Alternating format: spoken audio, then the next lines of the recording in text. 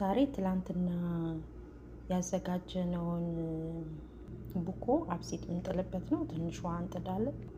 ላይክ ለአራት ኩባያ የአምስት ኩባያ የሚሆን ቡኮ አንድ ኩባያ ከግማሽ የሚሆን ውሃ ነው የጣልኩት። ከዛ ያቀረረውን ደፈዋለሁ፣ ውሃውን አሞቀዋለሁ።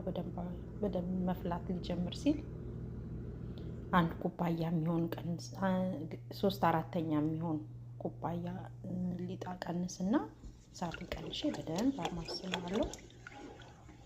ቂጡ እንዳይዘብኝ ቀንሼ እያማሰልኩ በደንብ ቲክ እስኪሆን ድረስ ቆያለሁ ማለት ነው። ከዛ በኋላ እሳቱን አጥፍተን እስኪበርድ መጠበቅ አለብን። በደንብ ሲበርድ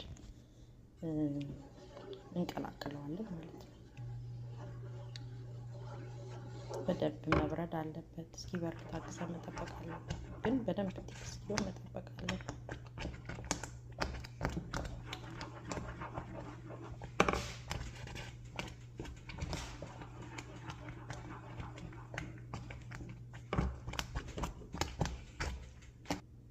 ከዛ በኋላ እንቀላቅለዋለን።